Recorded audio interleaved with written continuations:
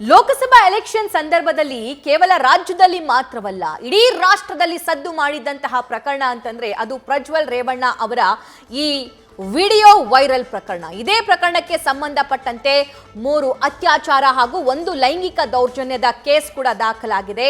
IPC section 376ರ ಅಡಿ rape case ದಾಖಲಾಗಿರೋದ್ರಿಂದ Prajwal ಅವರನ್ನ ಪದೇ ಪದೇ ನೋಟಿಸ್ ಕೊಟ್ಟರೂ ಕೂಡ ವಿಚಾರಣೆಗೆ ಹಾಜರಾಗದೇ ಇದ್ದಿದ್ದರಿಂದ ಅವ್ರನ್ನ ಅರೆಸ್ಟ್ ಮಾಡಿದ್ದಾರೆ ಎಸ್ಐಟಿ ಅಧಿಕಾರಿಗಳು. ಸುಮಾರು 1 ತಿಂಗಳ ಕಣ್ಣಾ ಮುಚ್ಚಾಲೆ ಆಟದ ನಂತರ 34 ದಿನಗಳ ಬಳಿಕ ಪ್ರಜ್ವಲ್ ಅವರನ್ನ ಏರ್ಪೋರ್ಟ್ನಲ್ಲೇ ಅರೆಸ್ಟ್ ಮಾಡಲಾಗಿದೆ.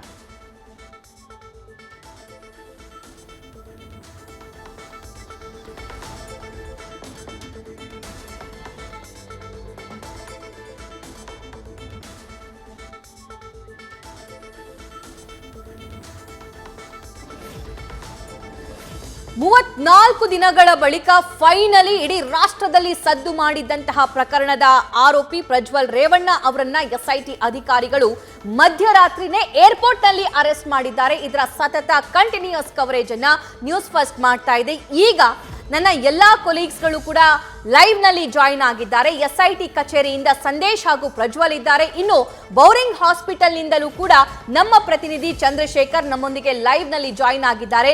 ಎಲ್ಲೆಲ್ಲಿ ಏನೆಲ್ಲ ಡೆವಲಪ್ಮೆಂಟ್ ಆಗ್ತಿದೆ ಅನ್ನುವಂತಹ ಇಂಚು ಮಾಹಿತಿಯನ್ನ ಕಂಟಿನ್ಯೂಸ್ ಕವರೇಜ್ ನ್ಯೂಸ್ ಫಸ್ಟ್ ನಲ್ಲಿ ಮುಂದುವರಿತಾ ಹೋಗುತ್ತೆ. ಆದ್ರೆ ಈಗ ಮತ್ತೊಂದು ಪ್ರಮುಖ ಸುದ್ದಿ ಲಭ್ಯವಾಗ್ತಾ ಇದೆ, ನೋಡ್ತಾ ಹೋಗೋಣ. ಪ್ರಜ್ವಲ್ ರೇವಣ್ಣ ಬಳಿ ಇರುವಂತಹ ಮೊಬೈಲ್ ಅನ್ನ ಸದ್ಯಕ್ಕೆ ಎಸ್ಐಟಿ ಅಧಿಕಾರಿಗಳು ವಶಕ್ಕೆ ಪಡೆದಿದ್ದಾರೆ. ಈಗಾಗಲೇ ಅವರ ಹತ್ರ ಇದ್ದಂತಹ ಬ್ಯಾಗ್ ಗಳನ್ನು ಕೂಡ 2 ಟ್ರಾಲಿಗಳನ್ನು ಕೂಡ ಎಸ್ಐಟಿ ಅಧಿಕಾರಿಗಳು ಎಸ್ಐಟಿ ಕಚೇರಿಗೆ ಅದನ್ನು ತಗೊಂಡು ಬಂದಿದ್ದಾರೆ. ಯಾವೆಲ್ಲ ವಸ್ತುಗಳನ್ನ ತಂದಿದ್ದಾರೆ ಅನ್ನುವಂತ ಮಾಹಿತಿನ ಕಲೆ ಹಾಕ್ತಾರೆ. ಅದೇ ರೀತಿಯಾಗಿ ಪ್ರಜ್ವಲ್ ರೇವಣ್ಣ ಬಳಿ ಇರುವಂತಹ ಮೊಬೈಲ್ ಕೂಡ ಎಸ್ಐಟಿ ವಶದಲ್ಲಿದೆ. ಪ್ರಜ್ವಲ್ ಬಳಸ್ತಾ ಇದ್ದಂತಹ ಮೊಬೈಲ್ ಅನ್ನ ವಶಕ್ಕೆ ಪಡೆದು ತನಿಖೆಯನ್ನ ನಡೆಸ್ತಾರೆ. ಗೂಗಲ್ ಅಕೌಂಟ್ ಆಗಿರಬಹುದು, ಐಕ್ಲೌಡ್ ನಲ್ಲಿ ಏನಾದರೂ ಸಿಗುತ್ತಾ ಅನ್ನೋ ಇನ್ಫಾರ್ಮೇಶನ್ ಕಲೆ ಹಾಕ್ತಾರೆ.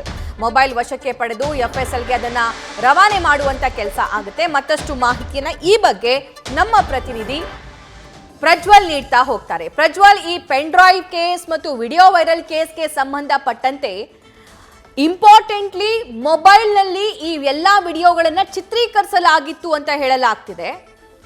ಪ್ರಜ್ವಲ್ ಅವರ ಮಾಜಿ ಕಾರು ಚಾಲಕ ಕೂಡ ಅವರ ಮೊಬೈಲ್ ನಿಂದ ಈ ವಿಡಿಯೋಗಳನ್ನ ತಗೊಂಡಿದ್ದು ಅಂತ ಹೇಳಿರೋದ್ರಿಂದ ಈಗ ಮೊಬೈಲ್ ಎಸ್ಐಟಿ ವಶದಲ್ಲಿರೋದ್ರಿಂದ ಏನೆಲ್ಲ ಆಗುತ್ತೆ, ತನಿಖೆ ಹೇಗಾಗುತ್ತೆ?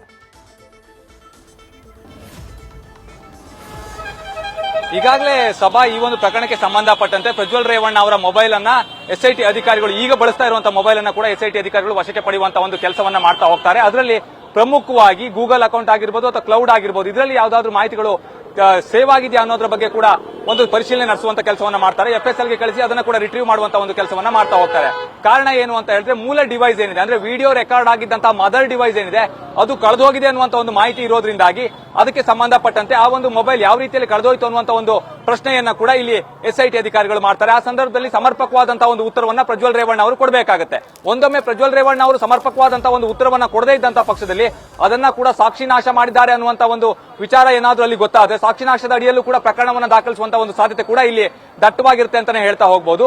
ಈ ಒಂದು ಪ್ರಕರಣವನ್ನು ನಾವು ಸ್ಪಷ್ಟವಾಗಿ ಗಮನಿಸ್ತಾ ಹೋದಂತಹ ಸಂದರ್ಭದಲ್ಲಿ ಆಗಲೇ ನಾವು ಹೇಳ್ತಾ ಹೋದಂತೆ ಇಲ್ಲಿ ವಿಡಿಯೋ ರೆಕಾರ್ಡ್ ಮಾಡಿದಂತಹ ಡಿವೈಸ್ ಯಾವುದು, ಅದು ಯಾವ ರೀತಿಯಲ್ಲಿ ಕಳೆದೋಯ್ತು, ಈಗ ನಿಮ್ಮ ಬಳಿ ಆ ವಿಡಿಯೋ ರೆಕಾರ್ಡ್ ಮಾಡಿದಂತಹ ಡಿವೈಸ್ ಇದೆಯೋ ಅಥವಾ ಇಲ್ವೋ ಅನ್ನೋದ್ರ ಬಗ್ಗೆ ಕೂಡ ಒಂದು ಪ್ರಶ್ನೆಯನ್ನ ಕೇಳ್ತಾರೆ. ಈ ಸಂದರ್ಭದಲ್ಲಿ ಒಂದೊಮ್ಮೆ ಆ ಡಿವೈಸ್ ಕಳೆದೋಗಿದೆ ಅನ್ನುವಂತ ಒಂದು ಮಾಹಿತಿಯನ್ನ ಏನಾದ್ರೂ ಪ್ರಜ್ವಲ್ ರೇವಣ್ಣ ಅವರು ಅಧಿಕಾರಿಗಳಿಗೆ ಕೊಟ್ಟರೆ ಯಾವ ರೀತಿಯಲ್ಲಿ ಹಾಗಾದ್ರೆ ಕಳ್ಕೊಂಡ್ರಿ, ಹೇಗೆ ಕಳ್ಕೊಂಡ್ರಿ, ಎಲ್ಲಿ ಕಳ್ಕೊಂಡ್ರಿ ಅನ್ನೋದ್ರ ಬಗ್ಗೆ ಕೂಡ ಪ್ರಶ್ನೆಯನ್ನ ಮಾಡ್ತಾರೆ. ಆಗ ಅವರು ಆ ಒಂದು ಡಿವೈಸ್ ಎಲ್ಲಿ ಕಳ್ಕೊಂಡ್ವಿ ಅನ್ನೋದ್ರ ಬಗ್ಗೆ ಸ್ಪಷ್ಟವಾದಂತಹ ಅದೇ ರೀತಿಯಲ್ಲಿ ಸಮರ್ಪಕವಾದಂತಹ ಒಂದು ಉತ್ತರವನ್ನ ಕೊಡಬೇಕಾಗುತ್ತೆ.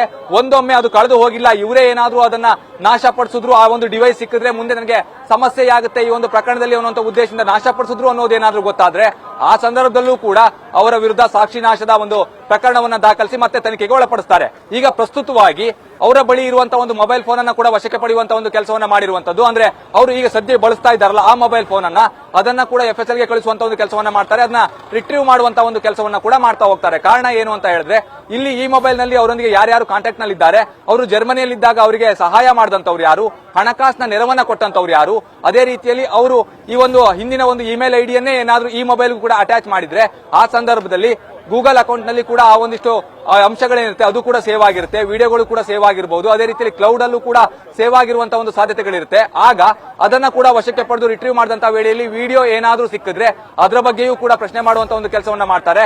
ಗೂಗಲ್ ಅಕೌಂಟ್ ಅಲ್ಲೂ ಕೂಡ ಸೇವ್ ಆಗಿರೋದ್ರಿಂದಾಗಿ ಅದರಿಂದನೂ ಕೂಡ ಏನಾದ್ರೂ ಎವಿಡೆನ್ಸ್ ಗಳು ಸಿಗುತ್ತಾ ಅನ್ನೋದ್ರ ಬಗ್ಗೆ ಕೂಡ ಈಗಾಗಲೇ SIT ಅಧಿಕಾರಿಗಳು ಗಮನ ಹರಿಸಿರುವಂತದ್ದು. ಆ ಒಂದು ನಿಟ್ಟಿನಲ್ಲಿ ಪ್ರಸ್ತುತವಾಗಿ ಅವರು ಬಳಸ್ತಾ ಇರುವಂತಹ ಒಂದು ಮೊಬೈಲ್ ಅನ್ನು ಕೂಡ SIT ಅಧಿಕಾರಿಗಳು ವಶಕ್ಕೆ ಪಡೆದಿದ್ದಾರೆ. ಮತ್ತೊಂದು ಕಡೆಯಲ್ಲಿ ಗಮನಿಸ್ತಾ ಹೋದ್ರೆ ಅಂದ್ರೆ ಹಳೆ ವಿಡಿಯೋ ವೈರಲ್ ಆಯ್ತಲ್ಲ, ಆ ಒಂದು ವಿಡಿಯೋ ವೈರಲ್ಗೆ ಸಂಬಂಧಪಟ್ಟಂತೆ ಕಾರ್ತಿಕ್ಗೆ ಆ ವಿಡಿಯೋ ಸಿಕ್ಕಿದ್ದು ಹೇಗೆ ಅನ್ನೋದ್ರ ಬಗ್ಗೆ ಕೂಡ ಇಲ್ಲಿ ಪ್ರಜ್ವಲ್ ರೇವಣ್ಣ ಅವ್ರನ್ನ ಪ್ರಶ್ನೆ ಮಾಡುವಂತ ಒಂದು ಕೆಲಸವನ್ನ ಅಧಿಕಾರಿಗಳು ಮಾಡ್ತಾ ಹೋಗ್ತಾರೆ. ಆ ಸಂದರ್ಭದಲ್ಲಿ ಅವರು ಯಾವ ರೀತಿಯ ಒಂದು ಉತ್ತರವನ್ನ ಕೊಡ್ತಾರೆ, ಅವರು ಕೊಡುವಂತ ಒಂದು ಉತ್ತರ ಕೂಡ ಸಮರ್ಪಕವಾಗಿರ್ಬೇಕಾಗುತ್ತೆ. ಕಾರ್ತಿಕ್ಗೆ ಹೇಗೆ ಸಿಗುತ್ತೆ ಅನ್ನೋದು ಕೂಡ ಇಲ್ಲಿ ಪ್ರಮುಖವಾದಂತಹ ಒಂದು ಪ್ರಶ್ನೆ ಆಗುತ್ತೆ. ಯಾಕಂದ್ರೆ ಕಾರ್ತಿಕ್ ಈಗಾಗಲೇ ಹೇಳಿದ್ದಾನೆ, ನನಗೆ ಅವರ ವಿಡಿಯೋ ಒಂದು ಸಿಕ್ಕಿದೆ, ಆದ್ರೆ ನಾನು ಅದನ್ನು ವೈರಲ್ ಮಾಡಿಲ್ಲ ಅನ್ನುವಂತ ಒಂದು ಹೇಳಿಕೆಯನ್ನು ಕೊಟ್ಟಿರುವಂತದ್ದು. ಹಾಗಾದ್ರೆ ಪ್ರಜ್ವಲ್ ರೇವಣ್ಣ ಅವರ ಒಂದು ಪಾಸ್ವರ್ಡ್ ಏನಾದ್ರೂ ಕಾರ್ತಿಕ್ಗೆ ಗೊತ್ತಿತ್ತಾ, ಅಥವಾ ಅವನು ಅದನ್ನು ಯಾವ ರೀತಿಯಲ್ಲಿ ತನ್ನ ಮೊಬೈಲ್ಗೆ ಕಳುಹಿಸಿಕೊಂಡ ಅನ್ನೋದ್ರ ಬಗ್ಗೆ ಕೂಡ ಇಲ್ಲಿ ತನಿಖೆಯನ್ನ ಮಾಡಬೇಕಾಗುತ್ತೆ. ಈ ಸಂದರ್ಭದಲ್ಲಿ ಪ್ರಜ್ವಲ್ ರೇವಣ್ಣ ಅವರ ವಿಚಾರಣೆಯಲ್ಲಿ ಆ ಒಂದು ಪ್ರಶ್ನೆಯನ್ನ ಕೂಡ ಕೇಳ್ತಾ ಹೋಗ್ತಾರೆ. ಮದರ್ ಡಿವೈಸ್ ಇಲ್ಲದೆ ಇದ್ರೂ ಕೂಡ ಈಗ ಇರುವಂತಹ ಒಂದು ವಿಡಿಯೋ ಏನಿದೆ ಅದರ ಆಧಾರದ ಮೇಲೆ ಇಲ್ಲಿ ಪ್ರಶ್ನೆಯನ್ನ ಮಾಡ್ತಾ ಹೋಗ್ತಾರೆ. ಆ ಸಂದರ್ಭದಲ್ಲಿ ಪ್ರಜ್ವಲ್ ರೇವಣ್ಣ ಅವರು ಕೂಡ ಆರೋಪವನ್ನು ತಳ್ಳಿ ಹಾಕುವಂತ ಒಂದು ಸಾಧ್ಯತೆ ಇದೆ. ಕಾರಣ ಏನು ಅಂತ ಹೇಳಿದ್ರೆ, ಈಗ ಬಂದಿರುವಂತಹ ವಿಡಿಯೋ ಏನಿದೆ ಅದು ಫಾರ್ವರ್ಡೆಡ್ ವಿಡಿಯೋ ಆಗಿರೋದ್ರಿಂದಾಗಿ ಇದು ಎಡಿಟೆಡ್ ವಿಡಿಯೋ ಅನ್ನುವಂತ ಒಂದು ಹೇಳಿಕೆಯನ್ನು ಕೂಡ ಕೊಡಬಹುದು. ಆ ಸಂದರ್ಭದಲ್ಲೂ ಕೂಡ ಅವನ್ನ ಅಲ್ಲಿ FSL ಗೆ ಕಳಿಸಿ ಆ ಒಂದು ರಿಪೋರ್ಟ್ ಅನ್ನು ತೆಗೆದುಕೊಳ್ತಾರೆ. ಅದೇ ರೀತಿ ವಾಯ್ಸ್ ಸ್ಯಾಂಪಲ್ ಏನಿದೆ, ವಿಡಿಯೋದಲ್ಲಿ ಪ್ರಜ್ವಲ್ ರೇವಣ್ಣ ಅವರು ಮಾತಾಡಿರುವಂತಹ ಒಂದು ವಾಯ್ಸ್ ಏನಿದೆ ಅದನ್ನ ಕೂಡ ಪಡೆದುಕೊಳ್ತಾರೆ. ಅದೇ ರೀತಿಯಲ್ಲಿ ಇವರ ವಾಯ್ಸ್ ಸ್ಯಾಂಪಲ್ ಅನ್ನ ಕೂಡ ಪಡೆದುಕೊಳ್ತಾರೆ. ಅದನ್ನ FSL ಗೆ ಕಳಿಸಿ ಅದನ್ನ ಅವೆರಡು ವಾಯ್ಸ್ ಒಂದೇನಾ ಅಥವಾ ಬೇರೆನಾ ಅನ್ನೋದ್ರ ಬಗ್ಗೆ ಕೂಡ ರಿಪೋರ್ಟ್ ಅನ್ನು ತೆಗೆದುಕೊಳ್ತಾರೆ. ಅನಂತರದಲ್ಲೂ ಕೂಡ ಪ್ರಜ್ವಲ್ ರೇವಣ್ಣ ಅವರನ್ನ ಪ್ರಶ್ನೆ ಮಾಡ್ತಾರೆ, ಈ ವಾಯ್ಸ್ ಸ್ಯಾಂಪಲ್ ಇರಬಹುದು ಅಥವಾ ನಿಮ್ಮ ವಿಡಿಯೋದಲ್ಲಿ ಇರುವಂತಹ ವಾಯ್ಸ್ ಸ್ಯಾಂಪಲ್ ಇರಬಹುದು, ಎರಡೂ ಕೂಡ ಒಂದೇ ರೀತಿಯಲ್ಲಿ ಮ್ಯಾಚ್ ಆದ್ರೆ ಅದರ ಬಗ್ಗೆಯೂ ಕೂಡ ಪ್ರಶ್ನೆ ಮಾಡುವಂತಹ ಒಂದು ಕೆಲಸವನ್ನ SIT ಅಧಿಕಾರಿಗಳು ಮಾಡ್ತಾ ಹೋಗ್ತಾರೆ. ಇಲ್ಲಿ SIT ಅಧಿಕಾರಿಗಳಿಗೆ ಮುಖ್ಯವಾಗಿ ಟೆಕ್ನಿಕಲ್ ಎವಿಡೆನ್ಸ್ ಆಧಾರದ ಮೇಲೆ ಇಲ್ಲಿ ತನಿಖೆ ನಡೆಸಬೇಕಾಗುತ್ತೆ ಹೊರತು ಬೇರೆ ಯಾವುದೇ ರೀತಿಯ ಒಂದು ಆಧಾರಗಳು ಕೂಡ ಅಷ್ಟೊಂದು ಸಿಗದೇ ಇರೋದ್ರಿಂದಾಗಿ ಟೆಕ್ನಿಕಲ್ ಎವಿಡೆನ್ಸ್ ಅನ್ನ ಪ್ರಮುಖವಾಗಿ ಇಲ್ಲಿ SIT ಅಧಿಕಾರಿಗಳು ಬಳಸ್ತಾ ಹೋಗ್ತಾರೆ. ಅಲ್ಲಿ ನಾವು ಗಮನಿಸುವಂತ ಇನ್ನೊಂದು ವಿಚಾರ ಏನು ಅಂತ ಹೇಳಿದ್ರೆ, ಇಲ್ಲಿ ಪೇಪರ್ ವರ್ಕ್ ಅದೇ ರೀತಿಯಲ್ಲಿ ಟೆಕ್ನಿಕಲ್ ಎವಿಡೆನ್ಸ್ SIT ಅಧಿಕಾರಿಗಳಿಗೆ ಮೂಲವಾಗಿ ಇವೆರಡು ಪ್ರಮುಖವಾಗಿ ಸಿಗ್ತಾ ಹೋಗುತ್ತೆ. ಈ ಸಂದರ್ಭದಲ್ಲಿ ಅದರ ಆಧಾರದ ಮೇಲೆ ಅವರ ಮುಂದಿನ ತನಿಖೆಯನ್ನು ಮಾಡುವಂತಹ ಒಂದು ಕೆಲಸವನ್ನ SIT ಅಧಿಕಾರಿಗಳು ಮಾಡ್ತಾ ಹೋಗ್ತಾರೆ. ಈಗ ಪ್ರಜ್ವಲ್ ರೇವಣ್ಣ ಅವರು ಈಗ ಸದ್ಯದ ಮಟ್ಟಿಗೆ ಯಾವುದೇ ಒಂದು ವಿಚಾರಣೆಯನ್ನ ಮಾಡ್ತಾ ಇಲ್ಲ. ಕಾರಣ ನಿನ್ನೆ ರಾತ್ರಿ ತಡರಾತ್ರಿ ಆಗಿರೋದ್ರಿಂದಾಗಿ ಅವ್ರನ್ನ ವಿಚಾರಣೆ ಮಾಡುವಂತ ಒಂದು ಕೆಲಸವನ್ನ ಮಾಡಿಲ್ಲ. 10 ಗಂಟೆ ನಂತರದಲ್ಲಿ ವಿಚಾರಣೆ ಮಾಡುವಂತ ಒಂದು ಸಾಧ್ಯತೆ ಇರುತ್ತೆ.